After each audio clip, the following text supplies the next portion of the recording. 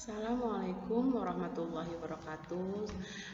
Hari ini kita masuk ke pertemuan kelima ya di mata kuliah penulisan ilmiah akuntansi. Hari ini saya akan menjelaskan mengenai etika penulisan ilmiah. Jadi kita sudah belajar tentang perencanaan penulisan ilmiah, kita sudah belajar tentang bagaimana cara menulisnya itu kemarin. Kemudian kita sudah belajar tentang bagaimana menentukan topik sehingga kita bisa membuat judul ya. Jadi hari ini saya akan membahas tentang etika penulisan ilmiah. Kenapa harus ada etika? Ya seperti di sini dijelaskan ya.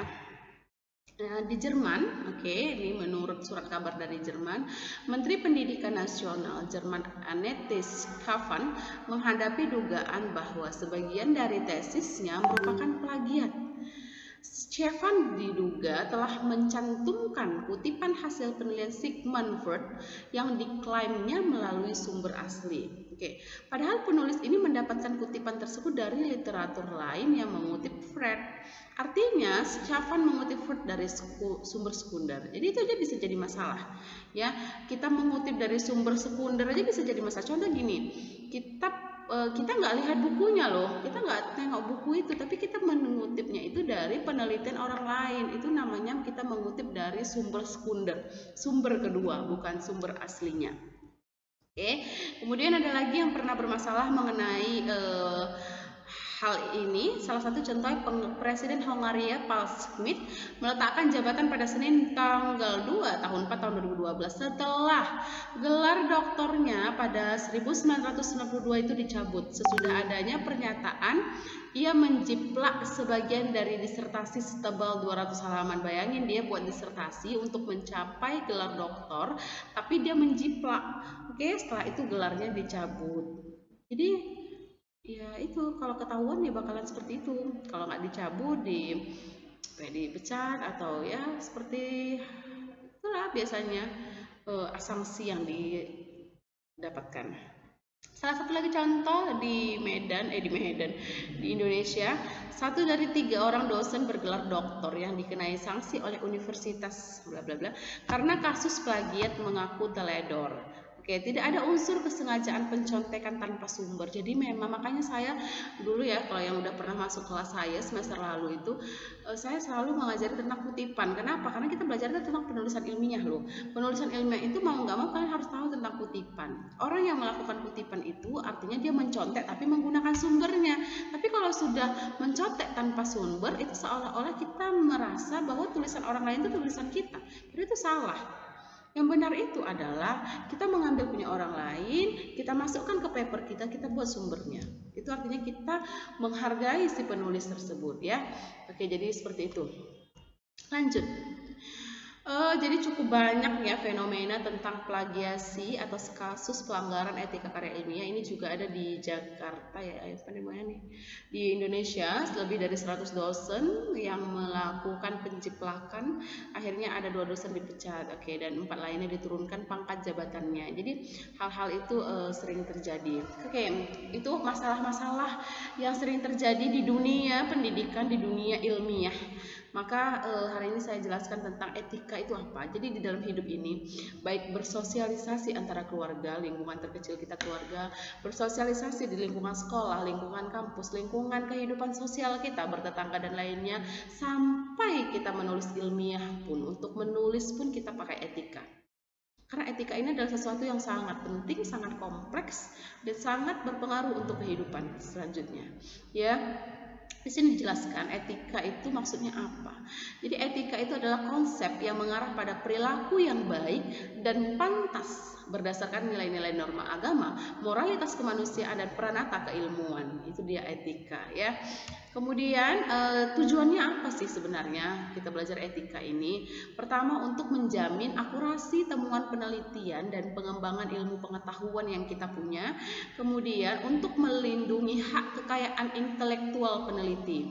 Jadi kalau misalnya nanti kalian ke depan misalnya tiba-tiba buat buku atau tiba-tiba buat sesuatu yang bermanfaat untuk orang banyak, biasanya itu kita punya haki namanya, hak kekayaan intelektual. Jadi kalau sudah itu dipatenkan atau sudah dihakikan, maka orang akan tidak bisa menconteknya atau menjiplaknya, karena kita memiliki hakinya. Itu cara kita untuk melindungi karya kita, ya. Haki itu adalah cara kita untuk melindungi karya kita.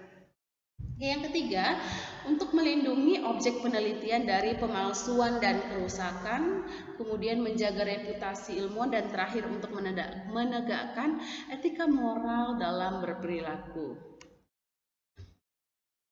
Oke, kita lanjut lagi. Etika penulisan itu mengikat pada semua jenis dokumen karya ilmiah. Jadi karya ilmiah itu dipublikasikan misalnya pada jurnal, pada buku, pada proceeding, pada paten, prototipe, desain industri, merek dagang, dan lain-lainnya.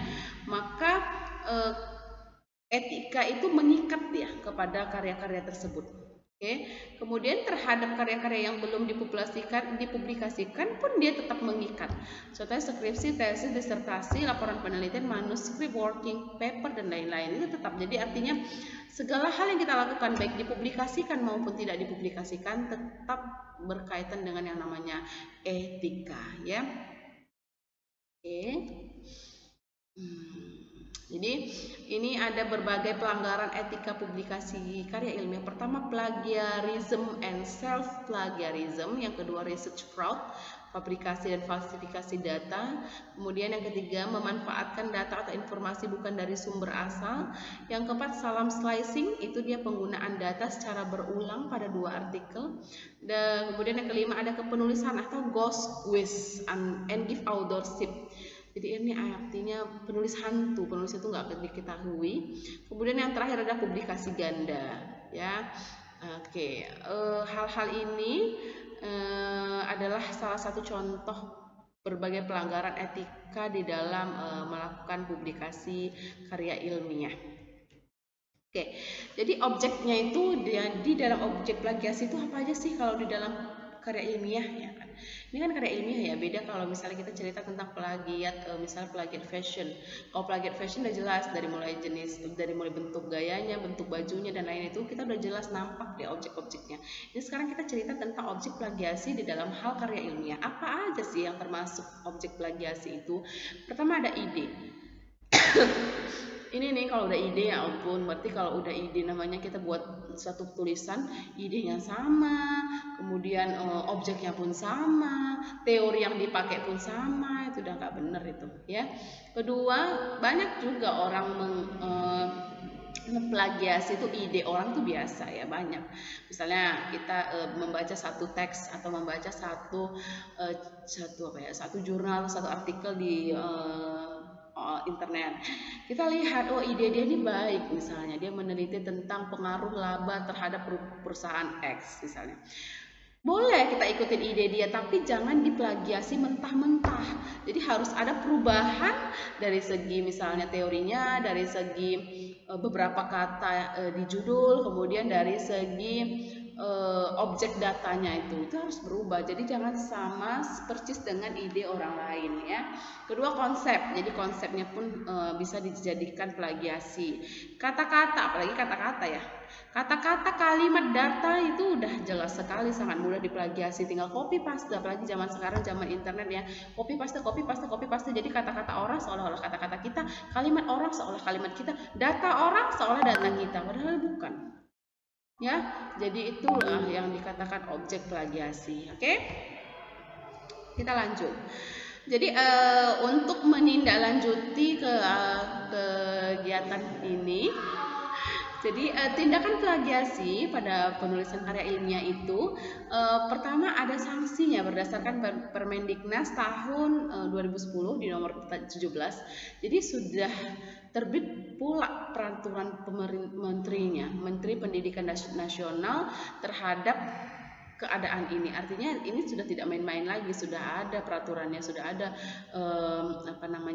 sanksi yang dibuat oleh pemerintah kita ya, menteri kita ya. Oke, kemudian Ini plagiasi pasal-pasal ya.